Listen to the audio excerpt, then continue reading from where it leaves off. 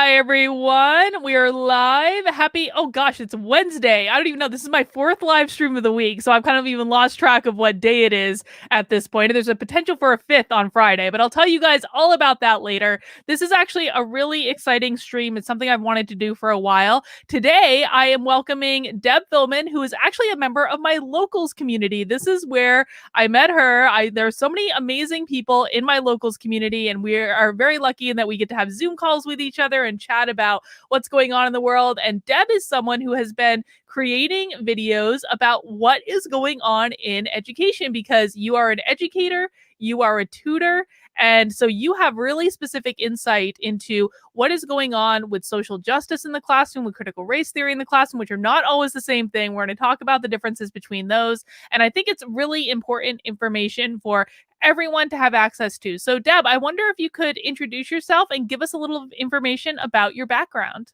Sure.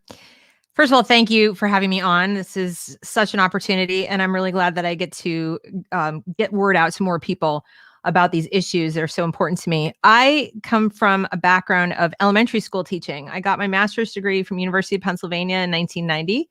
So back in the dark ages. Back in the day. Back in the day. And I already saw some of these things taking root back then, even in school. One of my professors said teaching is a political act. I tried to argue with him. I got shot down. It affected my grade. That was my first intro to, maybe you don't fit in the public school system. I went to work in public schools in Illinois outside of Chicago. So I also was forced to join a union. So I got a taste of what that was like. And after a couple of years, I decided that it wasn't for me. It wasn't going to work. I felt like every day I went to work was compromising my values. I wasn't able to teach the kids as I saw fit, as I was even trained to teach them, teaching them as individuals. And it bothered me so much, I went into teaching adults. I went to work in HR. Oh, good. Yeah. Yeah. Frying pan. I didn't know that piece. We'll talk about that later. Yeah. Well, I was kind of lucky because I did mostly research. We were moving from a DOS environment to a Windows environment, and I mostly had to research how they were going to have to change doing their jobs and what they'd need to learn for training. I didn't actually do too many of the trainings except some basic Windows stuff, then from there, I went into marketing. And from there, I went kind of back to the education side because marketing put me into designing websites. So I had to understand, like, how do people learn how to use websites, UX, stuff like that. And that made me sort of fall in love with teaching all over again, because I realized, I really am most turned on by how people learn and what goes on in their mind. And when I had my own children shortly after I started that career, I decided I'm going to homeschool. Because I have this training, I know what I'm doing, I'm going to homeschool. So I did do that. I homeschooled my two elder daughters until, unfortunately, I got divorced and they had to go into the public school. Then that sense, I didn't have a choice. I didn't want to, but I had to. And I got as involved as I could get. I'm going to try to pay attention to everything that's going on. My kids went in way ahead of the other kids because they were reading and doing math at a higher level. And that's not to toot my own horn. That's just to say that homeschooling can produce results that public school can't. And then, long story short, we are back now homeschooling. They were in the public schools then because of COVID, and they had to come out anyway. That was my opportunity. And my ex even had to agree, like, all right, they're home anyways. So, We're going back. We're going back. They wanted to go back anyhow. My eldest in particular, and my middle child. So now we're homeschooling again, but I do use an online virtual school for support. I'm more of an administrator. So I'm not teaching every last little thing. I don't teach pre-calc. Okay. I have other people to do that. But so that's my background in a nutshell. So I have fewer years of classroom experience, but I have lots of years of tutoring because I always kept doing that throughout, and homeschooling and really studying how do people learn, because I had to meet the needs of my own kids. One of them has ADD and two of them are on the spectrum. So I also had to learn about that. Oh, wow. Okay. So I mean, you really do have highly specialized experience in this area then. So when it comes to, I've been talking a lot in my videos about these ideas related to social justice, critical race theory, actually making its way into the curriculums in high schools and middle schools and elementary schools. These ideas that we're going to start looking at, how math is racist or science is racist, and, rewriting history and using, the 1619 project to teach the history of the country, even though that history in terms of its accuracy is, not really above board. Have you seen these ideas popping into the classroom throughout your experience? Yes. And that, as I said, goes back to when I started in 1990. So, but it took on a different form. It wasn't a racialized thing. Social justice, and we talked before we started about this, it's based on concepts of human rights and egalitarianism that go back really far in our history. This goes back probably to the late 19th century with Dewey. And the idea was that because he was a progressive and he was working in education at a time when we had lots of immigrants coming to the country, we had a lot of low-skilled workers, factory workers, and there was a bigger divide in the income levels between those people and higher levels. So as a progressive, he thought that what we need to do is use the schools to change America. We need to change how this works because this doesn't work very well for everybody. And he wanted it to work faster. A lot of people are impatient with how the market works. Like you can climb up, but I know it needs to be quicker. Okay. Mm-hmm. So the ideas behind social justice began as things like egalitarianism. We need to replace capitalism, individualism, and competition with distributive egalitarianism. So now you have ideas. The ideas that are paramount are things like redistribution of wealth, making sure that nobody has too much, progressive taxation, this idea that rich get rich because poor get poor, like that there's a fixed pie and so forth. So that was there's a foundation of social justice. And the idea was born that schools should be the place where we incubate this idea. Mm-hmm. So as you can imagine, that changed how we would teach history, mostly history, and how we would teach economics and finance and everything like that.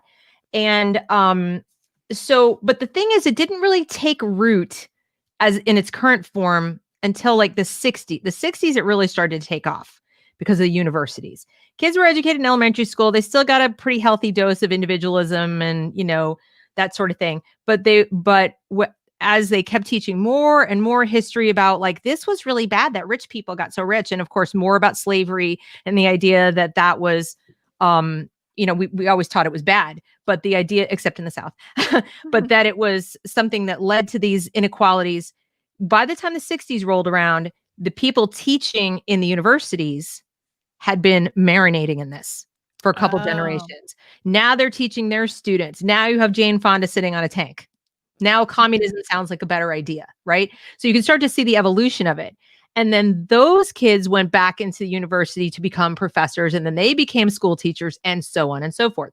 So it kept working more and more towards, we need to downplay the American ideal of individualism. We need to downplay that America is a great place where anybody can make it. And we need to teach that, no, it's not. There are big problems. And the problem is capitalism is bad and we need more socialism and so on.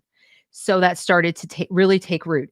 And that was social justice. Social justice was, let's change America to be better for all people. And they really believed it. Let's say they're well-intentioned. They really believed that was going to be better. Okay. Mm-hmm. Yeah. You can already see that dovetails perfectly with one political party, right? Yes. So now you've got what's effectively a political ideology dominating education, just by virtue of the ideas that you're teaching. Mm-hmm. Because instead of teaching, each individual should pursue his or her happiness. And then when things don't work out, you're at least partially responsible, right? There's some personal responsibility and so on. And that capitalism is this great, wonderful force that people can help anyone get rich in the world and all that sort of thing. Instead of teaching that, you're teaching these are bad things. These are what keep people poor. This is what, people are exploiting, all these negative ideas tied to what a lot of people still considered being American, right? But it didn't really work all that well because, first of all, you had some states that just didn't adopt a lot of it. So it wasn't, each state educates its own. So some of them adopted this more than others. In the Northeast and the West Coast, obviously, are doing this more. So fast forward to present day, now add critical race theory. Mm-hmm. See, it's a lot easier, for example, for Texas schools or Mississippi schools or in Florida schools to say, we're still going to teach that capitalism's okay, or at least an equal idea to consider, or we're still going to teach that America is essentially a good country. But once you add race into it, now you've got a problem. how do you fight this without sounding like a racist? Right. If Right. you replace classes with races, if you replace capitalism with racism, now you put people in a tough spot. How do I criticize this without sounding like I'm a racist? Right. And then this is kind of where we are now. In the 90s, it started to switch to critical race theory. Can you hear me? I can hear you. You're a little out of sync, but keep going. Okay.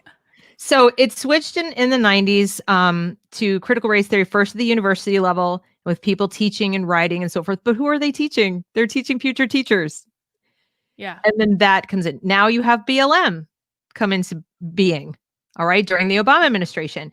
And they create a curriculum to capitalize on this new thing, critical race theory. Let's make social justice and critical race theory go hand in hand. The Mm-hmm. way we're going to get social justice is using critical race theory and BLM in the classroom. So that's how these line up. Okay. Okay. We're going to achieve these goals using this way of doing it. So what you're essentially saying, and just let me repeat this back to make sure I understand, is that social justice has been around in the classroom for a really long time. We're talking about what, like the 40s, essentially? It really goes back to the early 20th century. The Okay, so early even 20th earlier century. than that. Mhm. But it wasn't really, they couldn't really ingrain it as much. It started to have like a little uptick in the 60s. I'm sure that the civil rights movement probably had Yes. nothing to do with that at Yeah. all. Which is Right. fine. Like I'm a fan of the civil rights movement, Of whatever. course. Right. As I think we all should be. But so what I hear you saying is that in the 90s, when you got your master's degree around that time, Mhm. that's when they started using critical race theory as a tool to be able to enhance this social justice thing that they had really been trying to do for decades and Right. hadn't been very successful at it. And it seems like maybe this is the thing that they landed on, that they were like, aha, this is going to work, Right. because the worst possible thing that you can be called in this country is a racist.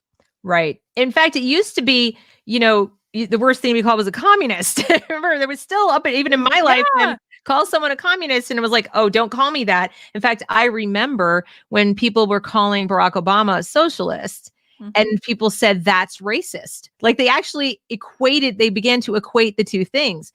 And so I don't want to give the impression that people were sitting in a dark room going, aha, because I don't want to sound conspiratorial. I It don't know wasn't that. that nefarious. Yeah, Yeah. I don't know that it was that nefarious. I think it's just that you had people, especially at the university level, academics who seized on this and said, this is, it is not working fast enough the way we've been doing it. And the hallmark of all revolutionaries is they want what they want and they want it now. Mhm. There's a certain toddler like quality to it, but they do not like to see things evolve, and they don't have faith. They don't have trust in freedom, really. Well, And and go ahead, sorry. well, that was it, really. They just don't have faith in it. They don't have trust in people. They don't have trust in freedom, and they want to directly attack the things they don't like. And that's where we are now. No, and I totally agree with you. And I think this is something I actually just posted a video on about a half hour before we started this, which is, YouTube, and it's separate from education, but YouTube has now announced that they're going to be banning and essentially removing all videos that even talk about the possibility of election fraud. Mhm. And I think that, like, that to me is a sign that they don't trust people to actually think for themselves and to be able to process information. And this is one of the scariest things that is going on in our culture to me. And based on what you're telling us, this has been going on for a really, really, really long time. This has been Yeah. a concerted effort by academics to indoctrinate people into this mindset of don't teach them how to think, teach them what to think. And Correct. now what they're doing is they're basically trying to take away options of ideas that people can even consider. Mhm. Like, you're not even allowed to consider options that say, you know what, maybe there was more going on than we want to admit in the election. Maybe there are other ways to look at healthcare. Maybe there are other ways to look at, civil rights, or what have you. Any number of issues, you can look at them from both sides. And that to me is one of the scariest parts. But I want to go back to the 90s when you got your master's degree. Mhm. Were you learning this stuff in school when you got your degree? Um, n- Only in my history class. So in the history class where they taught us how to teach history, as an example, we had precious little history discussion. And I was an American Studies major in college, so I was all excited to go and teach, even at the elementary level, to teach kids about history because I loved it.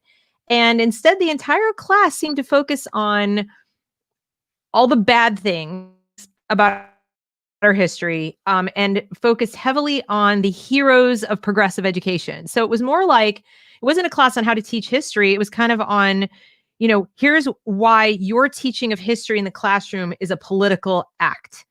So the professor actually said, as he began the class, he said, teaching is a political act. You are going into the classroom to change the world.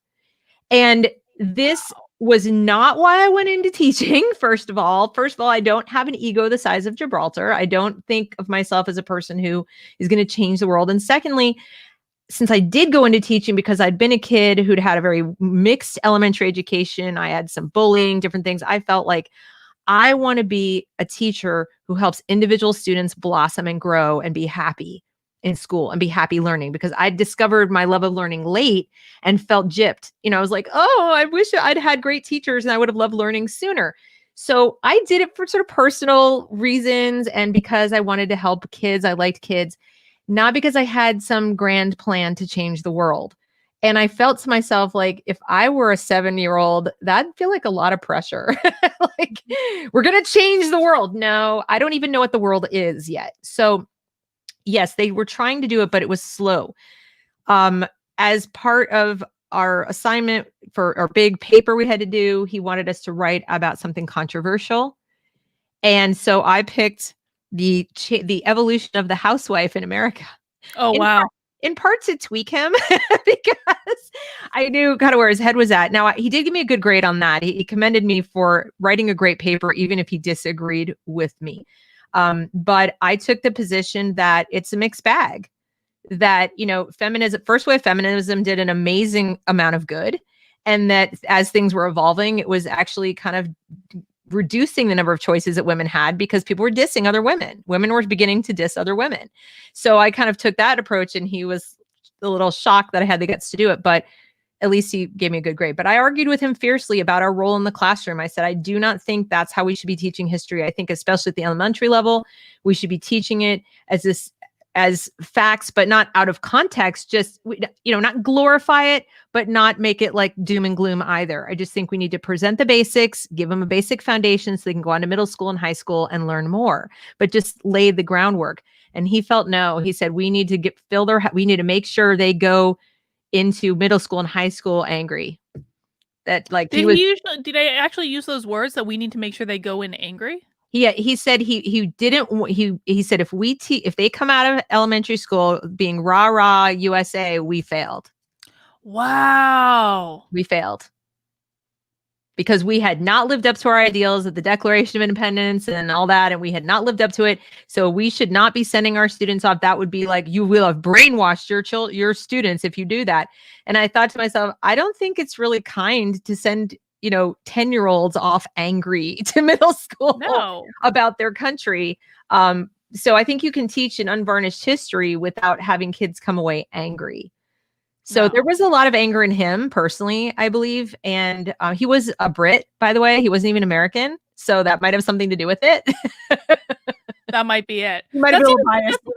That's even more interesting though, because what skin does he have in the game? I know, right?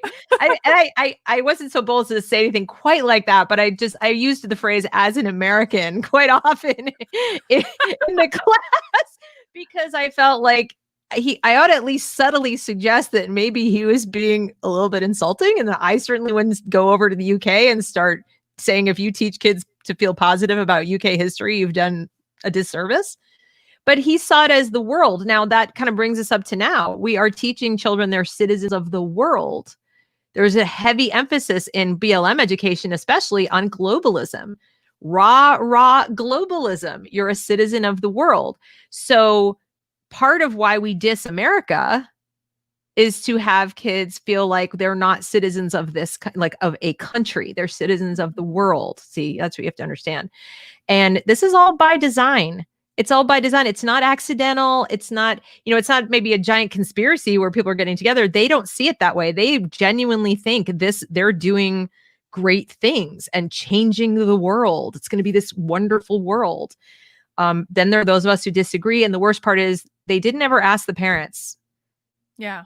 So parents think their kids are they changed it from history to social studies. And I know there were parents who went, huh? But just kept going. And then when they get, now they're seeing social studies and they realize they're like, when are you going to learn civics? Like what? But they don't go to the meetings. They just assume teacher knows best, school knows best. And now we're at a point where they're so powerful. Unions are so powerful. The school boards are so powerful that even when parents do get upset, they don't care. Well, okay, I want to play devil's advocate for a second, and I want you, like, because the former me, maybe the me 10, 15 years ago would have said, well, what's wrong with teaching kids that they're citizens of the world? Okay. Well, because they're not technically citizens of the world. Now they are people, they're human beings. If you want to take a humanist approach, I don't think there's anything wrong with teaching children to be very mindful of the fact that they are humans, that we share the earth with other humans, that our country is but one country amongst, lots of countries, and that there is such a thing as responsibility that we each take individually, and that countries ought to assume as well, because we share the planet with lots of other humans, right? So I have no problem with that. But when you're talking about citizenship, you're talking about civics, you're talking about your role in the country in which you live, the one that has the laws that where you have rights and you have laws that protect those rights ideally, or that restrict them, whatever. And someday you're going to grow up and vote. And the only place you can vote is in this country. Mm-hmm. So that's where I think if you just, I look at it more pragmatically, that if you're going to teach children at a young age, they're citizens of the world, it's not actually true. They're citizens of this country. And so they might start to get very frustrated that they either don't have a say in what other countries do, or that other countries don't have a say in what we're doing. And that's just the fact. And I'm all about teaching kids reality, because to be happy and to be successful, you first have to understand reality. You have to understand like what is and why it is and how it got to be that way. And then you can begin to, think about cool ways to change it if you think there's a better way. But I don't think you should start with let's change it until you have the context of like what is and why is it this way. So that would be my answer. Well, and I think, you just hit on the point of happiness. And this is something that I've studied extensively because I've done a lot of work with positive psychology. And, even from just like a really practical level, I think this is part of why it offends me so much that they're teaching an entire generations, I suppose, of students that capitalism is this bad and evil thing. Because I know just in my life, purely in my lived experience, if you will, is that when I stopped working for other people and started just running my own business and doing my own thing and working for myself and being responsible for myself and the money that I made, I was infinitely happier because it gave me a purpose. It gave me a sense of focus. It gave me control over my life. It taught me that I was fully capable of doing it on my own. I didn't need to go work for someone else. And so for me, one of the evils in this whole conversation is teaching kids that this type of entrepreneurship is bad and is evil. And even the saying that money is the root of all evil, like money provides safety, money provides security. These are good positive things that allow you to go out and live your life. And I feel like we're setting these kids up to just become a cog in this machine, mm-hmm. where they're never going to be able to really pursue their passions because we've convinced them that it's an evil thing to go and do. That's correct. And by extension, the people who are doing it are evil. And really that brings us to one of the key points I want to make about the problem with social justice in school in general, is that it sets up, in order to do what they're trying to do, which, especially with critical race theory, they are teaching what Jonathan Haidt, do you know who Jonathan Haidt is? Mm-hmm. Okay. Yeah. I love him. But anyway, he talks about unwisdom and wisdom. And so in his book, The Coddling of the American Mind, he talks about, and it's not just his book, but the name of his co-author escapes Greg Lukianoff. Thank you. Yes. So we teach these kids at a very young age that life is a battle between good people and evil people. It's a false dichotomy to start with, but it's a scary one if you're a child. Yes. Okay. Then we're teaching them. So the opposite of that, of course, what I think we should be teaching them is that the line dividing good and evil runs through all of us. And it really comes down to individual choices every minute of every day. And the other thing they teach them now is that always trust your feelings. You just mentioned learned experience or of lived experience and your feelings.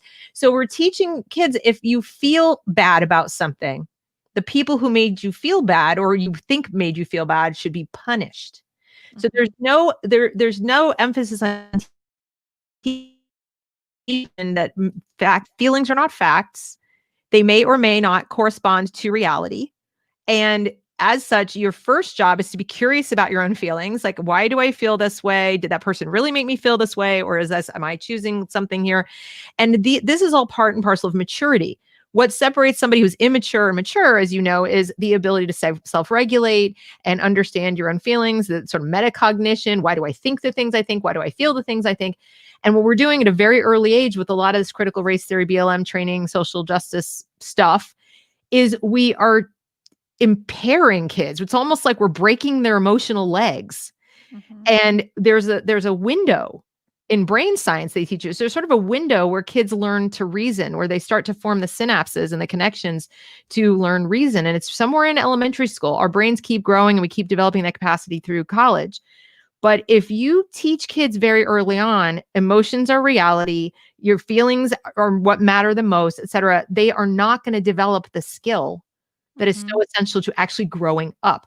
And then what do you end up with? You end up with people like we've seen this past summer in the streets screaming that everything is awful and everybody must pay, to the point of smashing windows and so forth and so on. I mean, that's the extreme example, but it didn't surprise me.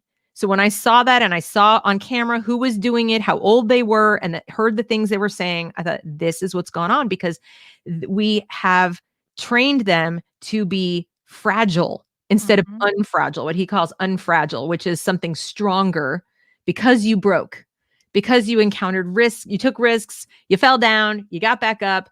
That's what builds real self-esteem. And you can't really be happy without that. Mhm. Unless you trust that, like, if I fall down, I can pick myself back up again. If I fail, I can succeed again another time. The world is a terrifying place. Exactly, and it's 8 years old, by the way. 8 years old. Our worldview is pretty solidified when we're 8 years Yeah, old, and it's not to say you can't change it after that fact, but it's really, really hard, and right. you really have to want to do it, and a lot of people don't get past it. But I think you said, something else really interesting that just then, which is like, I was having this argument with an old friend of mine on Facebook a couple of weeks ago where he said the point of suffering is that if you suffer, you're going to want to make it so no one else ever suffers ever. And I was like, that's stupid. That's not the point of suffering at all. Even like one of the very basic, I'm not a Buddhist, but one of the very basic principles of Buddhism is life is suffering. This is something that we're just gonna have to come and like contend with on some level. Even he's called like Hans Siley, who is like the father of stress research. He Mhm. basically said, if you are not under stress, that means you're dead. We are always under some level of Correct. stress at all times. And I think that the point of suffering, and my contention that I made to him, was that if you suffer, if you have to overcome an obstacle, it has nothing to do with anyone else. It's about proving to yourself that if you get knocked down, you can get back up again. And if Right. you can do it, guess what? I can do it too. And that person down the street can do it, because I am not a special and unique snowflake in regards to dealing with suffering, dealing with challenges. If I can do it, you can do it. And that's a really important concept for everyone to grasp. Right. And I think people, well-intentioned people, latched onto a lot of this initially because the the achievement gap is real. The disparate outcomes are real. I am not, as an educator, going to sit here and poo-poo that. That is very, very real. When you look at how kids are achieving in Baltimore and Detroit and some of these other predominantly Black urban areas and so forth, you see a huge gap.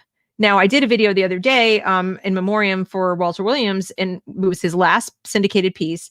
And he went through the history of education, in particular in Baltimore, talking about how that's a new thing. Mm-hmm. This huge gap is a new thing. And a lot of Oh. people would be surprised by that back in the 1890s and even the early 20th century, when schools were as segregated as they've ever been, right? And probably they didn't even have heat, okay, in Baltimore in their schools. They were turning out PhDs. They were turning out, judges, Thurgood Marshall, et cetera, and were even outperforming the local white school. And so, a lot of people are surprised by that, because I think the conventional wisdom was, when we eliminate segregation or force segregation and we kind of bust the kids, we force the kids to be schooled together in the so-called better school, the nicer school, the fancier building, the whatever it was, that the achievement will go up. But it didn't work. And so I think, and you've had people trying to reform and fix and reform and fix and reform and fix to make it work. And with every reform, the results have gone down, down, down, down, down. Because unfortunately, rather than take a step back and look at what is education really, like what is it to be educated? What are the processes for learning and so forth? It's been too easy to latch onto the the racial component and make it about race, because the disparate outcomes can be divided that way. And when you do that, you give a lot of ammo to people who want equity. So they want the equal outcome, but now we're going to take a shortcut to get there. But the only way to take a shortcut to get there is to change standards, change what you teach, change how you teach, change how you evaluate. It's a very shallow equity. They're not really, and in fact, now white students too are graduating, going on to university. They can't read, they can't write, they can't do math, they're illiterate. It's across the board. We have kind of dumbed down the nation. And, what started as good intentions, I think, has just morphed into something that is downright sinister, because you have some people who I do genuinely believe are taking advantage of it for money, for profit. Whether they're union bosses or the people writing best-selling books, they're making money off of these problems. And there's not a lot of will to really step back and look at, what if everything we're doing is wrong? What if it's truly the wrong way to go about it? And instead, it seems like we are adding things to the curriculum, like BLM, like 1619 Project, things that are not the core skills: reading, writing, math. Or we're changing them to be, anti-racist math or anti-racist writing or whatever. We're not reading the canon anymore because that's racist, even though there are classic themes that kids could benefit from learning, not to mention the challenging reading material. And I think it's very sad, because we are taking kids who are not ready for it. They're too young, and we're teaching them that life is a battle between good and evil. If you're white, you're racist. If you're brown, you are oppressed. So now you see yourself as part of a group, not an individual. Your sense of agency and autonomy is reduced, which is really detrimental to young kids. They need to feel like they have some control. And the stress levels and cortisol are going up. So a little stress, yes, good. A lot of stress, really, really bad, because now that causes brain damage, literally causes brain damage. It does more than cause brain damage too. I mean, stress makes us sick in ways that we actually can't predict long term. I mean, you might get a headache, you might have a heart attack. I mean, who really knows? But there's another point I wanted to make about this too, because you said they're graduating high school, they don't know how to read and write and all these things. I'll tell you what, I used to tell people all the time when I was coaching young professionals that had been out of college like a year or two, they don't know how to write. No. They don't know how to read, but they know what a microaggression is. They've got microaggressions down. Can't write. Don't know how to actively listen to people that they're working with, but they know what microaggressions are and they know how to call each other out. And it was like, I had to spend so much time. I remember I specifically had this one coaching contract where I had to spend so much time teaching these kids basic things that they should have learned in middle school, that it was such a mind-boggling waste of money. But I mean, well, I benefited from it, so I shouldn't complain, but it was a waste of money for the company, because they shouldn't have had to invest in someone like me to teach them this stuff. So I guess, Deb, like, here's like there's so many things that are alarming to me about the current state of our education system. And one of the things that I just don't even know the answer to is, how do we even go about starting to fix some of this? Is success even possible in this area from your perspective? Well, I wish I had better news. I think the more parents become aware of this and the more they support things like school choice. I'm a firm believer in school choice. I think the dollars should follow the kid. I think if we had competition, you would start to see more results. It's a monopoly. It's an ironclad monopoly. So when that happens, there's little incentive. There's little incentive to change. Why should they bother? And now there's all the incentive in the world to stay the same. Because if you think about it, you've got people who aren't capable of thinking critically. They're going to go out in the world, they're going to go to college, and then they're going to be the people working in jobs or paying taxes. I mean, we hope. Or, go representing us in government. I think we have one from the Bronx right now. Maybe had an education who went and to my steeped college, in by this the sort of way. thing. She's Yeah. bludgeoning the name of my university. Right. But when more and more people like that in that position of power where this was how they came up and it worked for them in if they think, there's almost no incentive. So the only way I see for us to fix it is to break it completely. And by that I mean just walk away. Like you walked away.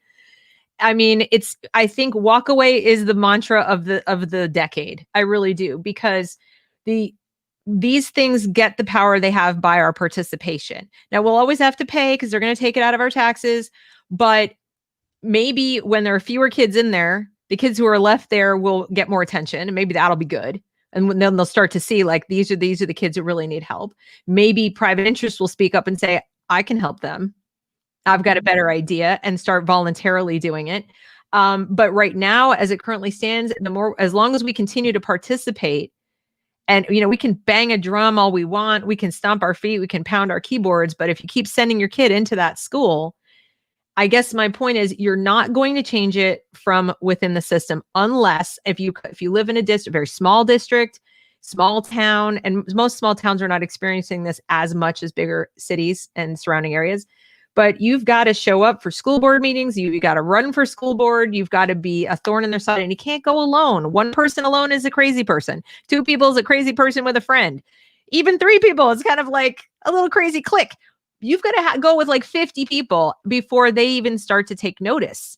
And even then, right now it's going to be you're racist. Yeah. So even if you're black, if you're black and you pull your kids out or put them in charter school, you get grief. So what I would say to parents is your child is precious to you, right? I mean, that you had a child because you wanted that individual human to grow up and be happy, not to like change the world for lots of other humans. That might be secondary. But if that's what you want, you need to think about what's best for my individual child and my individual parent and my family, and then try to do that as best you can. And it may involve using the school, but recognize what you're missing. Just understand if you have to use the school for practical reasons, you're going to have to find a way to armor your kid so that your kid learns wisdom, not unwisdom. Your kid learns to be anti-fragile, not fragile. And the tragedy of that is, because I did that when I put my kids, I've had both experiences, right? I had the homeschool experience, then I'd take my kids who I thought were pretty anti-fragile, put them in that environment. And I thought, well, they're better armored, right? Because they had this experience until third grade or fourth grade. Not so much, because they're thinking critically and they're thinking using reason. They come home and, Mom, why is everybody so crazy? It's like, so they didn't fit in. Mm-hmm. So if you teach your kids to think, and you teach them to be questioners, and you teach them to pursue their own individual needs and happiness, they're on the outs. Oh, yeah. They're big time. You think you're on the outs being walk away. Try being a 10-year-old kid in a public school where everybody's marching in lockstep. Well, and it's interesting you say that, because it was just last night. It was, I don't know, after one of my 19 live streams yesterday, I was sitting here thinking, I'm like, am I part of the crazy group? Like, because I was seeing all these people basically, pushing back against anyone who even questions the results of the election, questions what went on. And of course, I can't even say it anymore, YouTube, what I actually think. But I was literally sitting here going, like, what do they see that I'm not seeing? And I was looking at media from like all these like more conventional sources, being like, am I the crazy one in this scenario? And if I'm doing that at almost 40 years old, I can't imagine what it's like for a 10-year-old or someone who's a teenager to be caught up in this environment. It's so easy, even if you give them the best foundation in the world, it's so easy to be surrounded by people who think differently than you and to think that you're the one that's the problem. Right. And now try you're thinking that, and it's your teacher. Yeah. So my eldest had that her freshman year in high school. She went to what was supposed to be this great high school, public high school here for 1 year.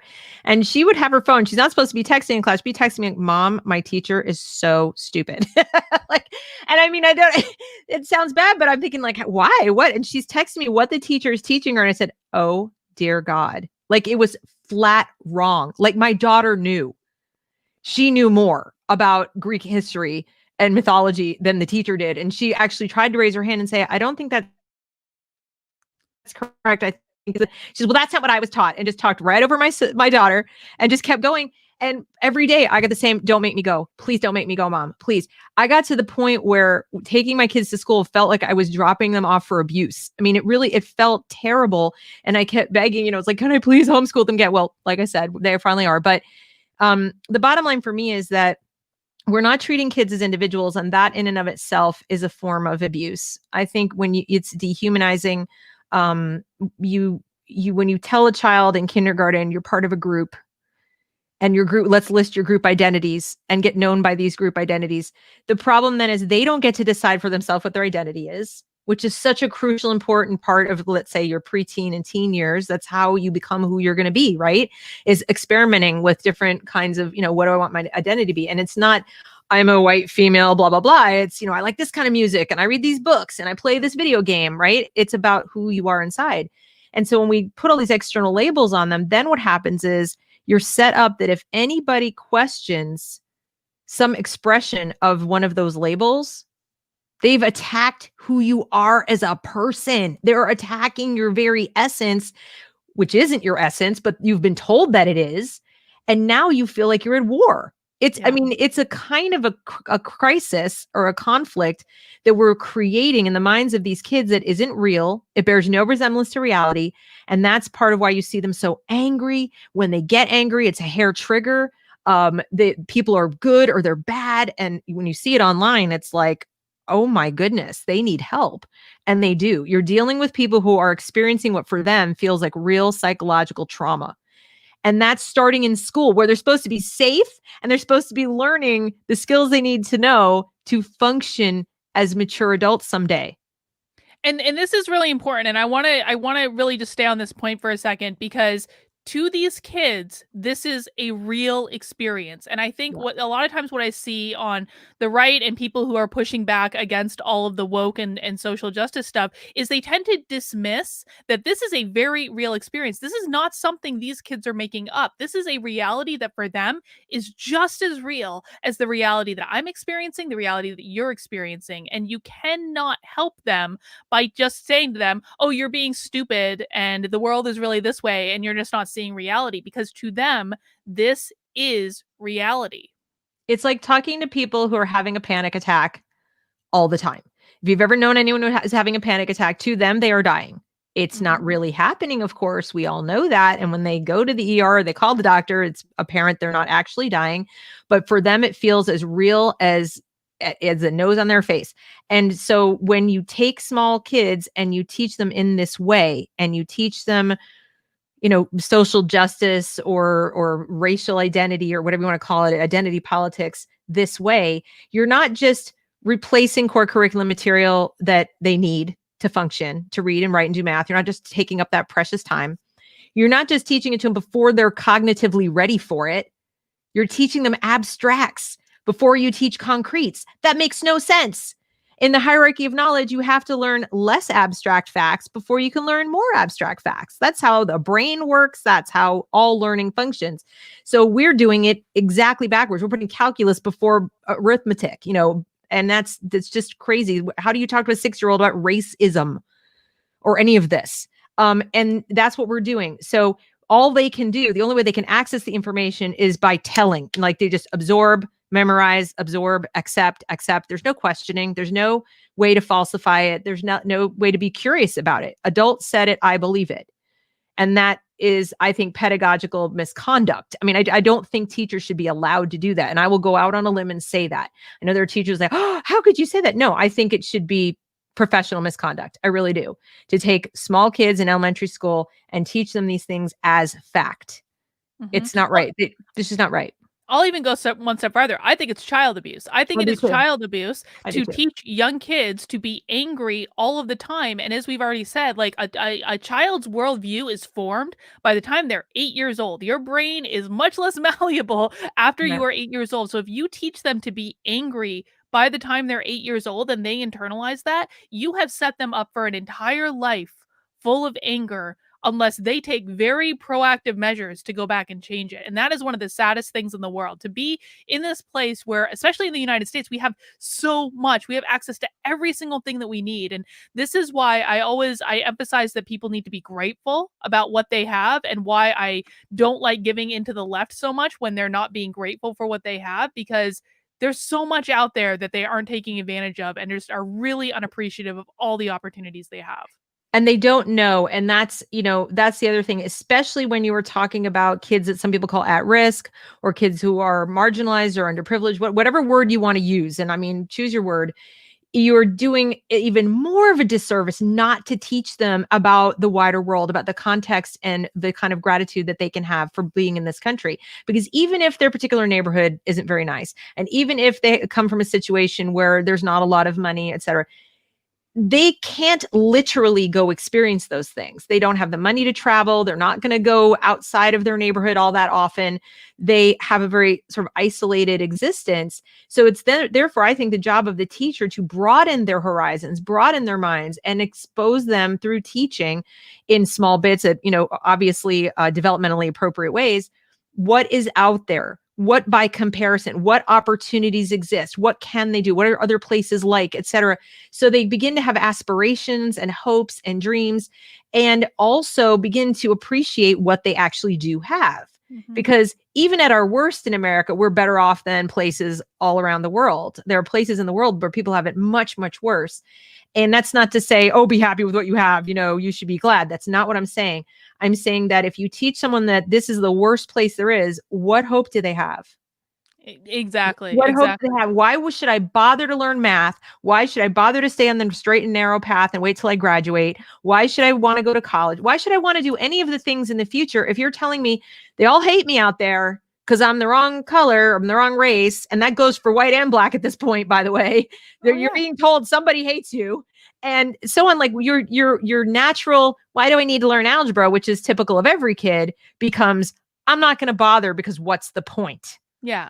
And add on to that, like, capitalism is bad, so you can never create something for yourself. You're basically setting them up again to be like a cog in the machine, which works really, really well when we're talking about socialism and communism, because you need all these cogs in the machine to Yeah. keep the machine running. That's what you're setting these kids up for. Yeah. Not Your Problem says Deb should start an org vetting schools. I don't think that's actually the worst idea in the world. Yeah, well, I mean, that would be awesome. FIRE does that for colleges. So if you're unfamiliar with FIRE, that is the organization founded by the co-author, Jonathan Haidt's co-author. You know his name, and I have a Greg mental block. Lukianoff. Thank you. I highly recommend, if you have a kid heading off to college, check that out, because they rate colleges on the basis of freedom of speech, freedom of expression, and also even things like due process. So if you don't want your kid ending up at a college where, oh, you're accused, you're guilty, you're out, or you can't say that in your paper, or you're guilty of microaggressions, that's the place to go to find out about college. But I don't know that there is such a thing right now for other schools. I will simply say this: if you're in a district that is run by a union, guaranteed this stuff is happening. Mm-hmm. Guaranteed. Just, I don't need to rate the individual school, even if it's a so-called good school. What today's good schools are usually measured on are things like test scores. And what you need to know about that is the scores, they've been kind of gradually lowering the standards for the scores. They're just wiping them clean. They're not going to do tests this year at all. So they're erasing the ways we measure whether schools are even good or not. And so you just have to devise your own test. You have to look at the curriculum. My test is this. This is my test. How transparent are they? If you're a parent, you take your kid over to the school and say, can I see the syllabus? Can I see what books you're going to be using? Can I see the curriculum materials? I want to see it all of it. Because guess what? You have a right to that. And if they give you the slightest hesitation, turn around, walk away, not a school for you. Because there's no good reason to hide from parents what the kids are going to be learning. Curriculum night should have curriculum laid out. You should be able to see what they're going to use, where it comes from, who published it, and you should be able to touch it, feel it, or at least get links to see every single thing. It should not be a surprise to you. If it is, there's a problem. So those are some basic things that you can do, because the teachers are teaching outside, by the way, they're coloring outside the lines. When I got certified, it was to teach elementary school. That's it. Not special ed, not social justice, not some of these other things. They are teaching, some teachers are teaching social studies who are supposed to be teaching science. That happened in my daughter's charter school. She was in a class that was supposed to be science, and he's teaching them about food deserts and food equity and how public housing, and they did a white privilege exercise outside. That was the science class. Like, if you're certified for science, you're not supposed to be doing this. So you need to know that they're not supposed to do that, and you can file a complaint. Yeah. Wow. Okay. Alexis here says, I student teach next fall, math ed. Does Deb have any advice about going to graduate school or advice about where to teach? Great question. It's a good question. Well, my first piece of advice is go teach first, go to graduate school second. I made the mistake of no, I mean it, because I made the mistake of getting my graduate degree before I had taught, thinking like, well, I have time, I'll just go do it. And that was a mistake, because now I had priced myself out of that first job, especially in a district with a union. And even those that don't have unions, have organizations, teachers associations, they set their rates of pay, and you come in with a master's, they're like, oh, you're too expensive. So you might not get a job, ironically, even though you're higher. I went in as a teacher's aide, and I had a higher degree than the teacher I worked for. So I suggest to people to first go with your bachelor's, go try to get a teaching job, get yourself certified. Usually there's certification programs that you can do that are shorter. If you did a undergrad teaching program, it will be pretty quick. If you did a subject matter area, you might teach middle school or high school. But get certified, go teach in the school, see if you like it, see what you think about how it works. And then you can look around at grad schools. As far as where to teach, I would pick, I don't know if you're talking across the whole country, but if you're flexible, try to go to a non-unionized state. Try to go to a state where you have more independence and more autonomy in the classroom, and where you don't have to pay dues to a union. That's my advice. Excellent. Well, we have another super chat question here from Rin Wellesley. And guys, if you're enjoying this chat, please feel free to hit the thumbs up. Let YouTube know that this is a good conversation. Rin wants to know, what do you think about overhauling education to teach students how to learn rather than what to learn, in addition to teaching practical skills like how to manage a budget and a household? Yeah, Deb, I learned how to manage a budget when I was in high school. I had to take like home ec or something. Same. Where they taught us how to bake, and they taught us how to do laundry. They taught us how to manage a checkbook. Like, are people even learning that anymore? It really depends on the district. Very few are, though. Most got rid of vocational technical programs. Some states are bringing them back. I am a big advocate of that. I think not every kid should be college bound. I'm on board with Mike Rowe and his programs to get kids more into the trades, because you can do just fine. My stepson does that. He works in the trades, and he's doing just fine. I mean, he's actually making more money than his sister who has college debt. So if that's of interest to you and you're not really academically inclined, and I don't mean you're not a good student, you're just like, I don't want to read a bunch of books. I want to go to work. I want to actually do something and make something. Then by all means, we've kind of sold the kids a bill of goods that it's somehow bad to not go to college. Is perfectly fine. So I'm all for it. I'm all for restructuring education around how to think, but it's really, it's not as hard as people think. It's just hard to do in a standardized way with government running the show. And by that, I mean, when something is public, by its nature, it must serve everybody equally. That's the law. Okay. We're all equal under law. So once that happens, you have a higher burden for standardization.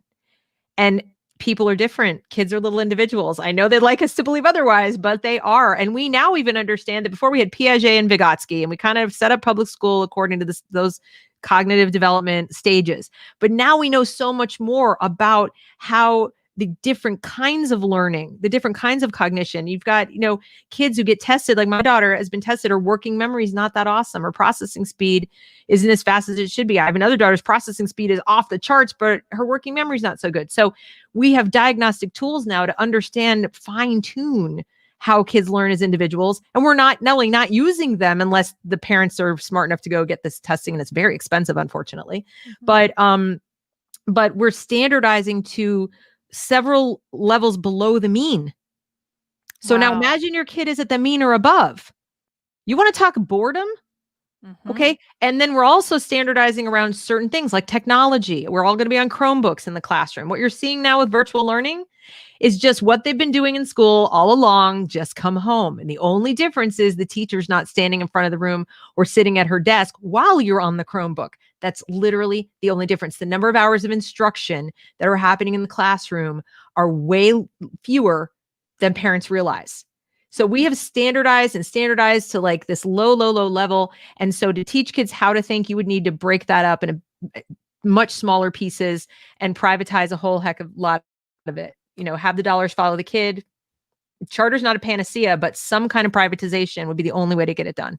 Well, I was just gonna say, like, one of the things I've been thinking about are like, are charter schools the answer to all this? And I don't think they are. And my reason is very like layperson. Like when I first got pushed out of the closet of leaving the left, the very first client that canceled me was a charter school board because I said something about Kung Flu on Twitter that they didn't Yeah. like. And they were like, you can't possibly train. I was like, okay, charter schools are not the answer anymore. Is there, I mean, what is the, I guess, like, explain to people like me who don't really understand the difference. What is the difference between like a charter school and a public school and a private school? Well, first of all, charter schools are public schools. So Yeah. the difference is that you'll get, a group of people together privately, they form a board and they draft a charter and they go to the state and they say, we would like permission to form this school.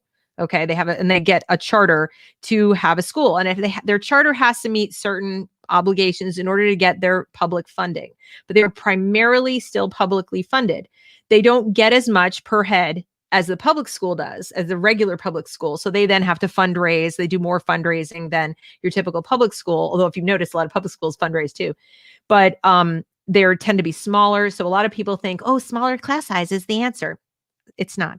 I mean, the Chinese kids that I teach in the mornings, I teach ESL and they are 50 to a classroom and they're leaps and bounds ahead of us. So smaller class size is not the greatest things in sliced bread either.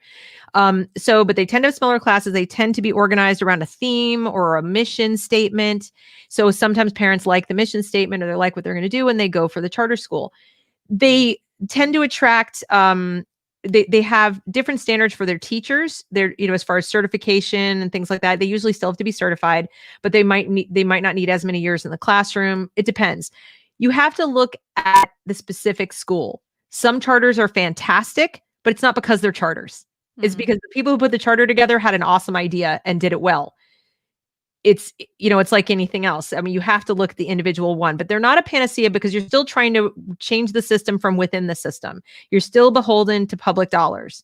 You still have to please the public. So even people who don't have kids in your school, that if they go to the government and say, we don't like what this charter school is doing, then they can not reissue your charter.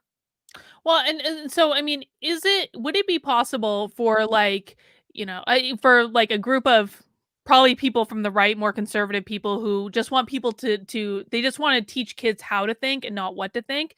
Would it be possible for them to kind of come together and start creating schools for kids to go to? Yeah, absolutely. There's a guy here in North Carolina. I can't remember his name, but at first he wanted to form a charter, and I think he got turned down. And I don't know that he was so much conservative. He just had a very different idea about how to do it. So then he decided, you know what, I'm going to do this as a private school, but I'm going to keep it a very low cost private school. And the way he did it was he only offered school. They don't do lunch. They don't do busing. They don't do, sports. They don't do a lot of the things that other schools sort of offer that costs a lot of money. Providing a lunch for kids, that costs money. So what they do is, you're going to bring your own lunch or go home for lunch, whatever, and you're going to get yourself to the building. And in so doing, and having his teachers only be teachers. So it's also not a school that serves, doesn't do social work, and they don't have a lot of special ed and meet special needs. There are schools, by the way, that have started just like that exclusively for special needs. So they serve that population. So he has done it and quite successfully. And apparently his results are tremendous, that he was opening more schools in North Carolina. So that is possible, but you have to have somebody motivated with money who decides this is something we need and let's go do it. And then of course you have to have parents willing to take their education dollars, or actually let their education dollars sit with the public school and add more dollars. Like I'm doing that. The school that my kids go to at home is a virtual school. I say it's homeschooling, but I'm not actually their teacher. So they have teachers, they have virtual classroom, but unlike the virtual public classroom, their teachers spend a lot more time with them. They interact, they have real books, they have a syllabus. I see everything they're going to learn, everything that's assigned in advance. But they're letting me pay it across months. So it's actually really affordable considering. I mean, they're not feeding anybody lunch and they're not doing any sports and they're not doing like that. So when you get it down to brass tacks and the teachers are at home, they're not at a building. So they're saving a lot of money that way. There are solutions out there. There are solutions out there for parents who are motivated. And as I said, the one thing I can offer your audience or anybody is I know what those solutions are and I know how to find them. So, and wherever you are in the country, I can find them. I'm a crack researcher because I did it for myself and I've done it for other people. So people who are out there saying, I'm done with this online nonsense and I don't want, if I got to have my kid home anyway, but I want to do it better, I can help you. That I can help you with.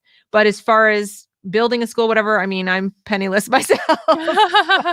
Yeah. Well, I hear Betsy DeVos has quite a bit of money, so maybe she'll be interested in that one. Wouldn't that be great? Wouldn't Yeah. that be great? Well, I want to change the topic here just a little bit. And guys, I just want to do a quick reminder. If you're enjoying this conversation, please give it a thumbs up. If you aren't subscribed to the channel, I'm going to be doing a lot more live streams coming up. So I hope you'll consider subscribing today.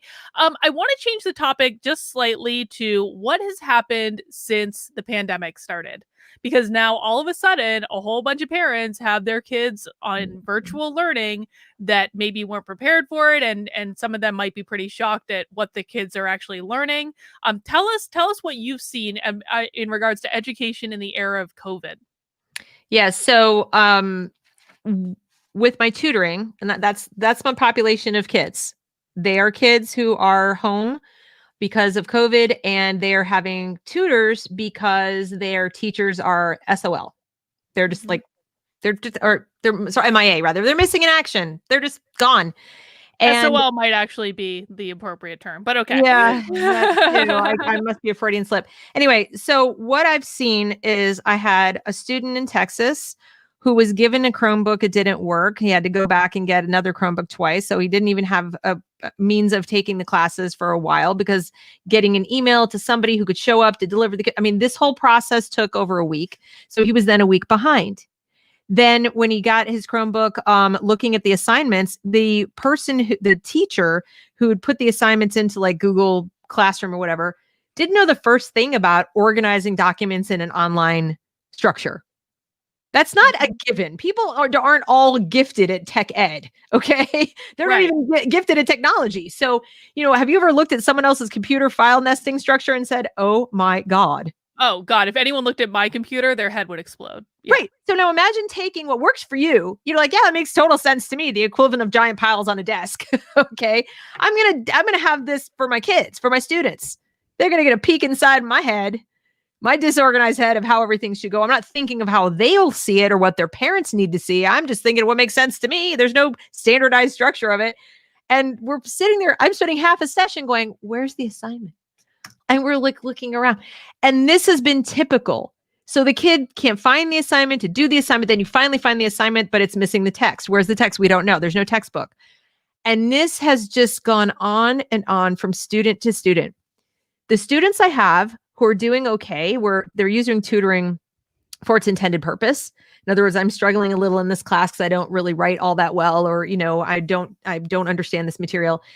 Those students are in school districts that are open, where they're showing up physically to school, or they're kids who are, how shall I put this, have extremely motivated parents. So in other words, helicopter parents. No, more like Chinese parents. Oh, okay. Got it. Chinese American parents. Got it. But such a racist step. I'm just, I don't want to say it. I don't want to. I'm going to get dogged on, but the Asians. That's what we're talking about. Why do you think there's a reason these school districts have said they're white now? Okay, they're calling them white because they've got parents who are like, where's the homework? It's like day one, where is it? I don't understand it. I got to go to the school. I'm going to get it. They're super like on top of this stuff because they know it's not there. or they've already got their kid in the gifted and talented program or something like that. So you're talking about a complete, it's like dealing with two different populations, and they're putting effort, hardcore, like huge effort. Not just the parents, but the kids are putting a lot of effort into their studies. And so I'm seeing that, but the other kids are floundering. They don't have the first idea how to function in this environment. And for the little ones, it's heartbreaking. It's absolutely heartbreaking. If you've ever seen a depressed 8-year-old, I don't even know what to say. I don't even know what to do. I mean, they're like, needs encouragement, needs enthusiasm. So I'm trying to be enthusiastic and encouraging to the student, and the student is just plain sad. Yeah. There's a limited amount I can do virtually to make up for what's happening virtually.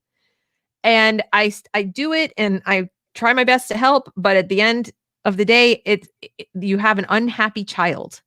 Mm-hmm. And the only answer is to get them back into the school. As problem filled as these schools are, notice how hard I tried not to use problematic. Anyway, yeah. They're problem filled. It's still better because at least they are encountering other human beings. At least they can see their friends. Yeah. And, that's still better than being stuck at home. And so the whole thing is heartbreaking. But what I'm seeing is what I've seen as a tutor offline. When I used to go to people's homes, they'd come home with the Chromebook and with the Canvas or Google Docs, and it would look just like what I'm seeing now. And then I'd ask my student, so what do you do during class? And he'd say, well, we go on our Chromebook and we do our assignments. And I said, but you're in the building, like you're in the room and the teacher's there. What do you get for instruction? And, the teacher might talk for 10 minutes and then we're on our Chromebooks. So I don't know that parents are really aware how heavily schools are relying on technology, even when the building is open. Wow. And I think sometimes parents think it's great. Like, they're going to be so adept at using technology. That's not inherently a good thing. No. That's not inherently a good thing, because you don't learn all that well in that environment. That's just not the greatest way to learn. So, and you don't read when you're on a computer. You scan when you're on a computer. Yes, you don't retain. So even if they'll say, well, they read it so much faster. Yeah, but they're retaining none of it. And even adults, when we read online, we don't retain it as well as when I print things out, because I retain it better. And I tell my students to do the same, and they look at me like I'm crazy, like I'm some ancient from, the dark ages. You're printing it out? Why would you print it out? I said, well, it's science. It's actually science, because you will remember it a lot better, and you should write your notes. Don't type your notes. Yes. I have kids who cannot write, and I don't mean they can't construct a sentence, that too, but they have handwriting like a 5-year-old, and they're 10.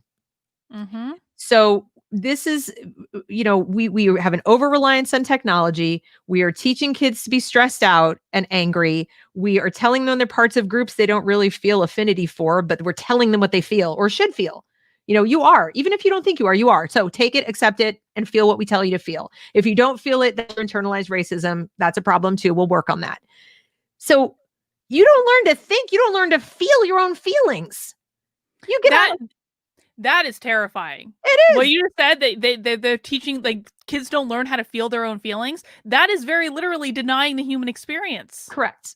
When I call it child abuse, it's abuse. I mean, you don't even have to put child in front of it. I know people who've been abused as adults, in relationships, in work settings, etc., where anytime another human being tells you what you feel or should feel, and does not leave the option open for you to feel your own feelings or to disagree with them, and tells you that you're wrong if you disagree with what you feel, that is one of the worst forms of abuse. You now are setting that child up to be, it's depression is the least of your worries at that point.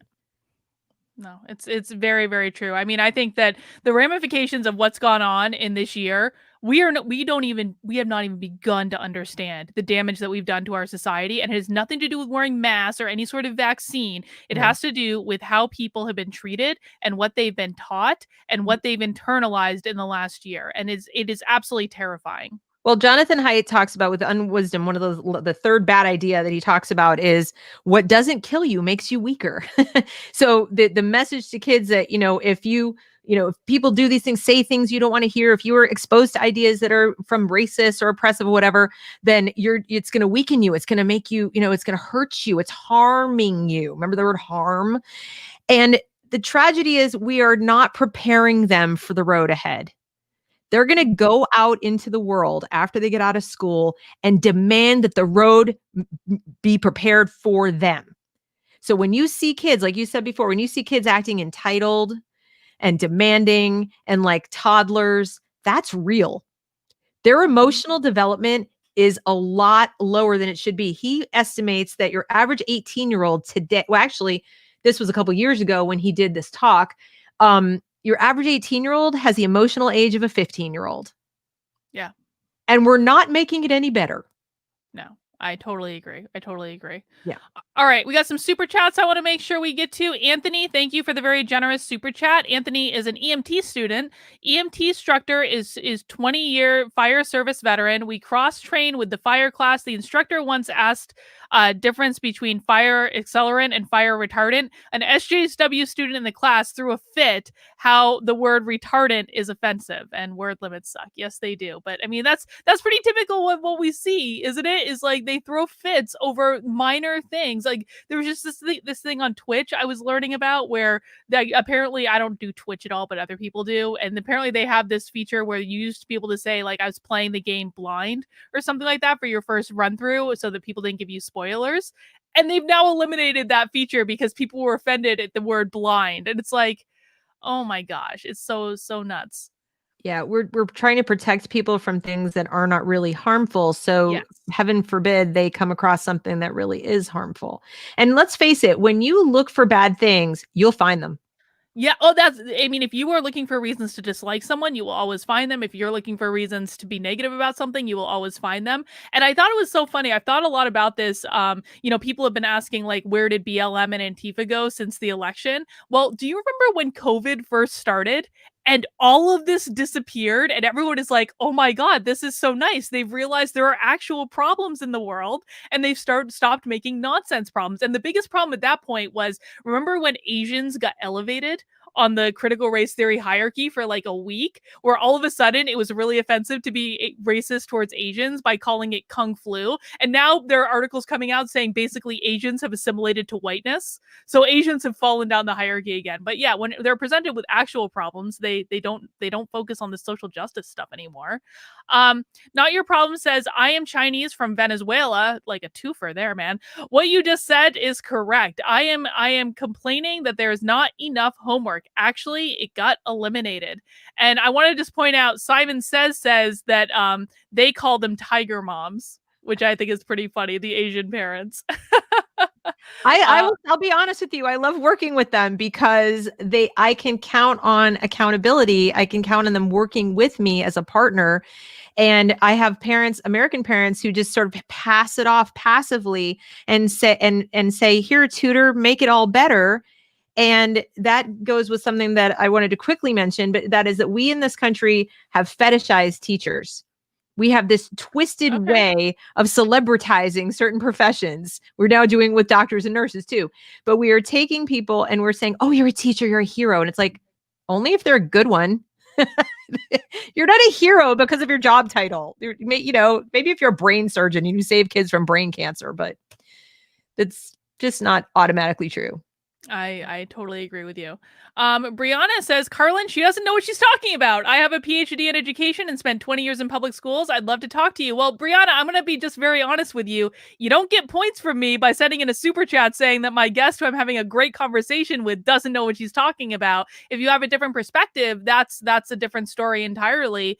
But if you want to talk to me, email me on drcarlin.com. Tell me what that perspective is, and we can explore how your perspective is different. But you don't get points from me for saying that Deb doesn't know what she's talking about. Well, So here's the thing. very smart. Here's the thing. No, let me just say this to your guest.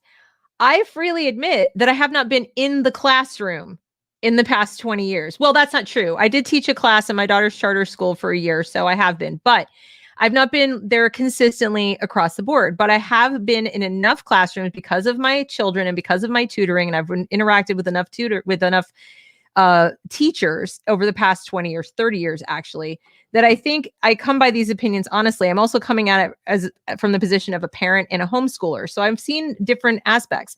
As far as I don't have a PhD, so no, I don't, but I do know kids. I do know child development. I do know how people learn. I do know depression. I do know a few things. And all told, what I'm seeing is what I'm telling you.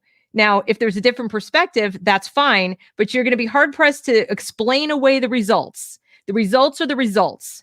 You know, numbers don't lie. We have percentages of kids who cannot read and cannot do math and cannot think critically and cannot handle being called basic, like just call the name, even by accident. They cannot weather the storm of name calling. And that to me is a failure.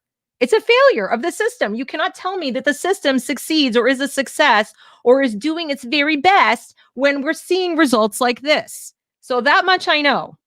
Yeah. And I'm going to be honest too, like I'm not going to be in the business of silencing anyone's perspective on this. If I have someone who's smart, I'll bring them on the channel and listen to their perspective, but I don't think that we should be saying, "Oh, you don't know what you're talking about." Well, we all have different perspectives, we all have different points of views, and a really good type of diversity is diversity of thought and diversity of experience, and bringing those experiences together and doing that type of brainstorming. I think it's important. Cider said, "Did you ever get my class I filmed on Twitter?" I do have it on my list, dude. I have not gotten to it yet. I apologize for that. Oh gosh, thank you guys for the super chat. Sorry, Deb. I'm just trying to keep up here because we got a couple of them. Multi Drider says, "Another form of overdependence on technology I notice of young people is overdependence of social media of interaction, less in-person interaction." I totally agree. Have you seen that too, Deb? Yes, I have. And unfortunately, I see it in my own life with my own kids. And some of that has to do with our the fears we've had over the last 10 years about kids getting kidnapped and kids, being victimized, or just the way we're living closer and closer to urban areas. So there's less green space and kids need to depend on parents to like organize activities, things like that. So there's been a heavier dependence on parents to organize social interaction. Jonathan Haidt talks about that too. And then when you add in, here's my social activity that I don't need to get mom to drive me to, I don't need to, worry about walking outside my door. Why go? I'll just stay home and do this. So I think it's become sort of a babysitter, and there's a safety component. People, I think, initially did it because they thought, well, this is safer than my kids walking down the street or riding their bicycle or whatever. And it's a tragedy because the danger was never really as acute as people said it was. No. George says, "I've been teaching English for foreigners for 3 years in an online institute. We're always telling students to print things out and write them down." Absolutely. No question about it. Much better. All right. And Anthony says, "That person is in a class for an EMT certificate. That scares me." Don't worry. I'm here to give you CPR. Or wait, you're a white male. Never mind. Yeah, white men don't deserve CPR. I'm joking when I say that, YouTube. Someone's going to clip that and it's going to end up somewhere, me saying white males don't no doubt need CPR. So Deb, a topic I want to make sure that we hit on before we wrap up this chat is, you did such an interesting video about this topic, about the resources that public schools have been given as a part of the relief package for the pandemic that they're not using. So tell us about what's going on with that. Right. Yes. Well, the dreaded Betsy DeVos, right? I think she got sick of hearing everybody say, "You haven't done anything for the schools, and we need money, we need resources." So to make it clear that things had been done and to show people, they built a website, and I went and checked it out, and it shows that 13.9 billion with a B dollars were earmarked for education grants. And then there's elementary school, secondary school, and college and universities. And they're by state. Okay, so there's this much money for the states to use. And what they have to do is they have to apply for it and get it. But all states have been awarded large sums of money, like in the hundreds of millions of dollars. Okay, all 50 states. And then the map showed who's using it and who isn't and how much they were using. And I looked at some of the states that were complaining the most. So I singled out Maryland because I found an article from a guy in Baltimore who was complaining like, "Wow, we have no money." So I said, "Well, how much money does Baltimore have?" And I looked and they had, $200 million or some such. And they'd spent in the elementary school level, like 2.7% or something. I mean, I might not be quoting the right Wow. numbers, but we're talking tiny fractions. I started clicking around to different states, just randomly looking, what did they spend? And I was finding 47%, 30 some odd percent, 20%. I couldn't find states that had used more than like 60%. And that was, I had to search. So that site is out there. You can go to the Department of Education website, right? I think on the homepage, there's a little thing that shows the link you can click to find it. And you can check out your state. And it shows what money is just sitting there, not used. And it was specifically set aside for COVID to help with COVID relief for schools, for education in your state. And of course, that can be used for whatever you want. I mean, the federal government's not in the business of saying you may only use it for disinfectant, like Right. whatever it takes to get these schools open, use it. So I mean, we've been seeing kids failing at like a record level in the past, several months since they've been homeschooling. What do you think schools could do with all that millions and millions of dollars that they have lying around at the state level just waiting to be spent? How would you use that money if you were in charge? Well, I mean, I did this school. But what I would do is very simply, I would open the schools. Teachers who don't want to come to work, who are just for whatever reason do not feel comfortable coming to school, they're scared or they're in the risk group. I would say, okay, fine. Then you can provide other kinds of support, or maybe you teach a cohort of kids whose parents don't want them to come in. You do that at home. But I would get as many kids back into school for mental health reasons as possible. I might restructure things such that instead of going hardcore in on the academics, taking into account that these kids have been stressed out, especially the younger kids, the elementary school kids, I might take a page out of, Finland's book and have them spend more time outside. Yes, even in the winter, I'd have them come together, let them be outside where the risk is also lower, do more play, more recess, let them interact with each other and start to feel human again. I think they're going to learn better when they finally get back into the building full time, and they're going to get more out of what academics they are given if they can run around and flex their muscles and so forth. So from, K through 5, I would focus on the socialization component and just get the kids back together in some capacity and let people come in and supervise that who want to do it. And I would spend the money on that. And then as far as the academics go, enough with this, Chromebook and everything is online thing. If you're going to do that, I would rather see them invest in some tried and true virtual curricula. K-12 has some that they use in some states already for the kids who homeschool through their districts. That's already better than what they're having the teachers do. Okay, something that's been in use for 5 to 10 years.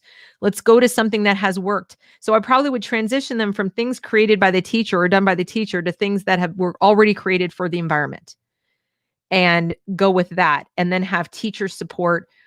Use the money to pay the teachers. If it's overtime, so it's overtime for tutoring for the kids who need it after hours or whatever. Okay, you don't love to work past 4 o'clock, teacher. We're going to pay you more. But these kids need tutoring, so they don't have to go. I mean, I love what I do, but better it should come from their teacher, I think. Then their teacher gets to know them better. So when they do come back in the classroom, now they're going to have a closer relationship because they can spend that one-on-one time. At least those are some ideas that I would have. Do you have thoughts about what the long-term ramifications of this past year are going to be in terms of, what these students have experienced? Well, I think the already skyrocketing self-harm and suicide rates are going to go up. I think you're going to see kids socially promoted beyond where they should be, both in terms of their academic achievement and their maturity, and then the failure just continuing. I think you might even see a spike in dropout rates. I think you're going to see, on the plus side, you're going to see more parents pulling their kids out and either educating them at home or putting them into some kind of private setting. So that could balance some of that out. But unfortunately, the kids who are going to be hurt the most are the very kids that everybody wants to help the most, the marginalized populations, the kids who were already struggling, kids in special ed, kids who are in ESL, things like that.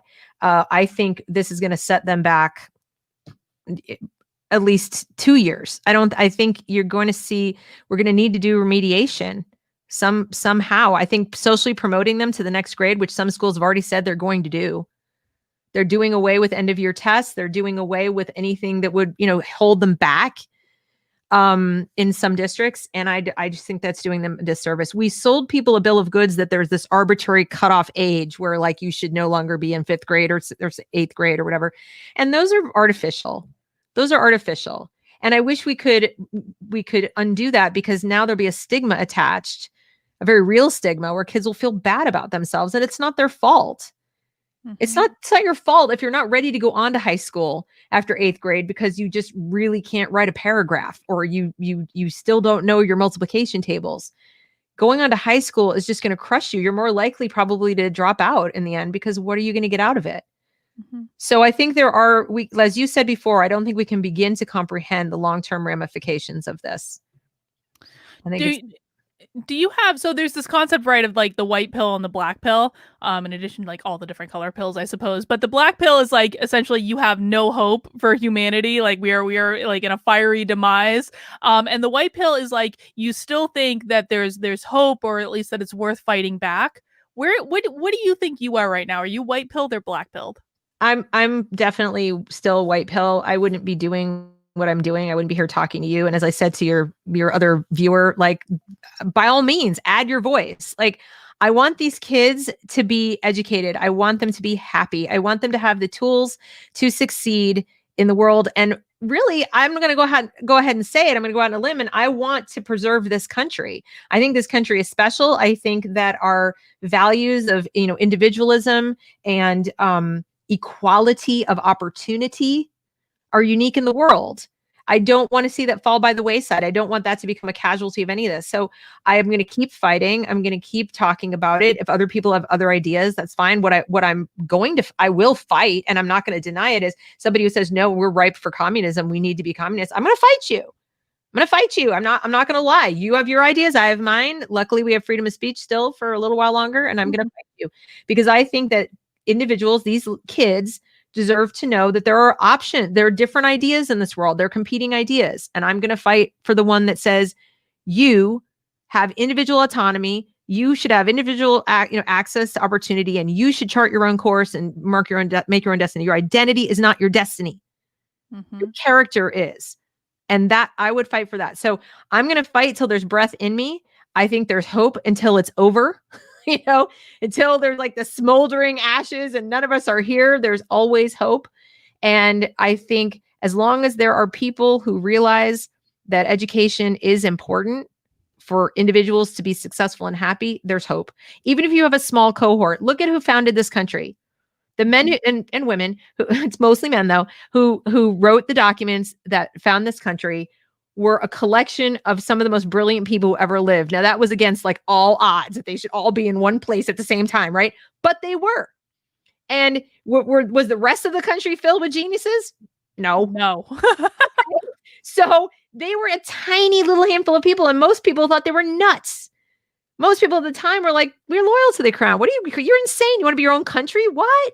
So I go back to that. Whenever I want hope, I go back to the unlikely event of our founding.